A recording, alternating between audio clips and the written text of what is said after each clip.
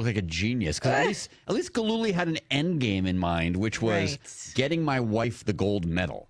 Whereas with this, it was like, I still go back to how this story even all started. Because, hey, Mom, yeah.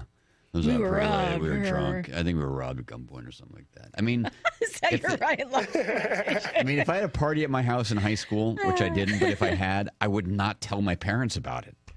We wouldn't tell your parents about the party, circumstances. but you also, because if you didn't want your parents to know that you had a huge party at the house, you also wouldn't make up a story about it was worse. People breaking into your house, and that's how it got. I mean, just stupid. If Lochte were smart, which we know that he's not, he is not.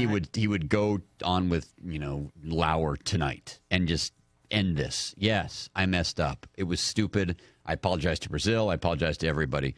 But he's now bargaining to have it on multiple platforms, or he wants the biggest bang for his buck. So I think as a people, as an American society, we need to vow not to watch. Okay. You know how everybody watched when Bruce Jenner did his thing with, or Kate Jenner did her thing with Diane Sawyer. Yes. That was a big deal, and everybody wanted to see it, and I know some people avoided it.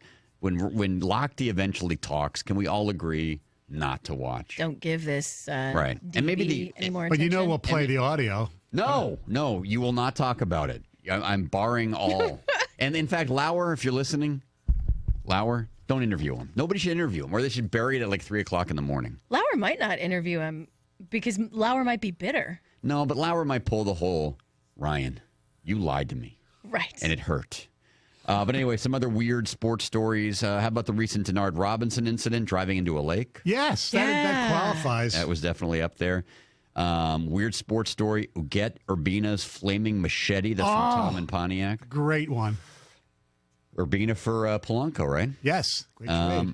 Lochte was on Dan Patrick's show before all this and said he was definitely coming back for Japan 2020. Oh. I don't think so. No. And then Wayne Fonts getting pulled over, caught with cocaine, and then blaming it on his son. And then saying it was a phantom, too. That was a good one. Yes. He said it was a phantom? Phantom. He's phantom, then he said it was the sun, whatever. By the way, something that kind of bothers me about the Olympics. Well, would it be that much of a hassle for these people who compete in the Olympics, even Phelps and all these people, to like hang out for the closing ceremonies? I thought that was weird too when they were talking about how Phelps was already home. Are they that big that they can't, belittle themselves to like hang out in the Olympic Village and do all the cool stuff when their events are done? I mean, I don't know. To me, if you're going to be in the Olympics, now I know for him he's been there 5 times. So, but other people, a lot of Ledecky's home as well. A lot of them are home. Wouldn't you want to hang out? I know I would, but I don't think they do. I don't know. I mean, that's kind of been the norm for a while. I know. You compete and then you go home. And if you think about it, it is to them a meet, right? I mean, it's a swim meet or a track meet. Yeah, and like I know my daughters swam this summer, kind of at a Ledeckian level. And when their races were done, we usually left. I mean, that's just kind of what you do. So, right. Plus, you got to think for a guy like Phelps or somebody like Katie Ledecky. There's such celebrities over there that it's not the same Olympic experience as like a rower or something like that. Here's a strange story. A guy over in England was the best man at his friend's wedding, and he took the money that everybody gave the best man, which was him, to plan and go through the bachelor party. He took it and basically blew all his money because he had a bad gambling habit, but he told his friend that he had terminal cancer. And that's what he had used the money for? That's what he used the money for, and then they found out it was all about gambling. He Lochtey'd it. Yes, he did. And to me, well, what a scumbag, number one. Number two, who lies about having who lies about cancer? On the one hand, I understand addiction is real. Yeah.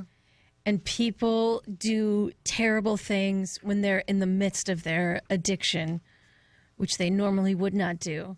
But yeah, the lying about having terminal cancer. And what saddens me even more is you would think that, this would be such a rare thing.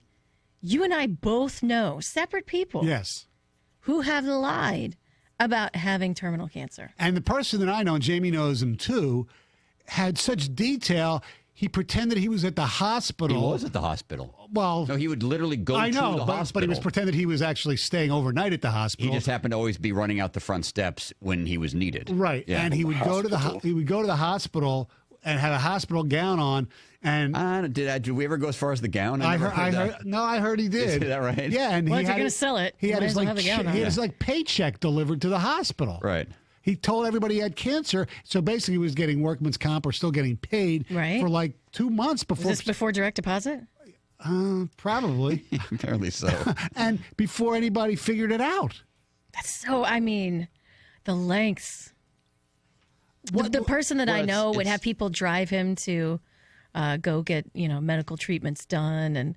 And then people started to question, and he shaved his head. And Oh wow, Yeah. that's taking it to a different Yeah. level. Now, did Yeah. he use it to fleece money from people, or just he it wanted was more sympathy? It was more for sympathy. It was a weird, I mean, this person turned out to be just generally a pathological liar. Okay.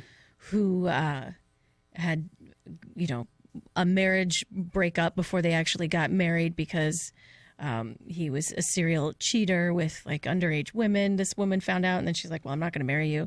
And then he, under false pretenses, sort of presented himself to another woman and then got her pregnant and then disappeared. And I mean, he was just a hot mess. Whatever but happened when he was presented with all these facts that basically said, I don't know that anybody ever really confronted him. He would just disappear.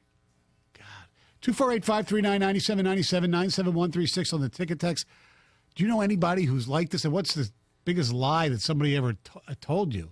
I think we are kind of well, not two separate things, but money does strange things to people, and particularly like in this case of the bachelor party guy. Mm-hmm. When you get a large collection of money, even if you're collecting money, like whether for a fantasy pool or whatever, I don't know. I've done this where you kind of feel like it's yours. You know what I mean? Like if all of a sudden you're flush with cash, Right. and then you're out at like a supermarket even. You're like, oh, I'll pay with cash. And it's almost like having a credit card just saying, oh, I'll kick the can down the road or whatever. I do that when I run my NCAA pool. Stoney, I'm not saying you do anything. I know. always will refund the money or something Right, like that. exactly. But my point is that some people act weirdly once they have cash, right? I mean, that's why a lot of people, there's a theory you should never have more than, $20 in your wallet. Because when you have Is money. that a theory? It's one theory. Oh. Because if you don't have money, you can't spend it. Right. Right. And so, you mean credit cards and debit cards, you can. But so I think that may be what affected it out here. But to take it to the extreme and say, oh, yeah, I need it for cancer treatment. That's. Well, I think the mistake, unbeknownst to these guys, they were handing over large sums of money to a man who had a gambling addiction. That was the problem. Yeah. Right. Exactly. But I mean, you don't ever really know who you're. Like I was in a fantasy league one time where the payouts didn't come for an extended period of time. And lo and behold, the guy collecting the money had put a new roof on his house. Oh, And so a lot of us were like, surprise. I wonder if one has to do with the other, Essentially, it's a loan. You're taking out a loan. An interest-free loan. An interest-free loan. Because you are holding that money for the length of a football season or a baseball season before it's due back. So you have to pay zero interest on it. So I basically get a 3-week interest-free loan. A 3-week interest-free loan. Yeah. Yes, exactly. Yes. Our telephone number, 248-539-9736 is the ticket text. Coming up next, Tigers win a big game yesterday with some managerial hijinks that has us shaking our heads. The most connected car in its class, the 2016 Chevrolet Cruze, is now the official sponsor of the Detroit Tigers. It's a guaranteed home run, and to celebrate, Chevrolet is offering tickets to an upcoming Detroit Tigers home game. Proud partners with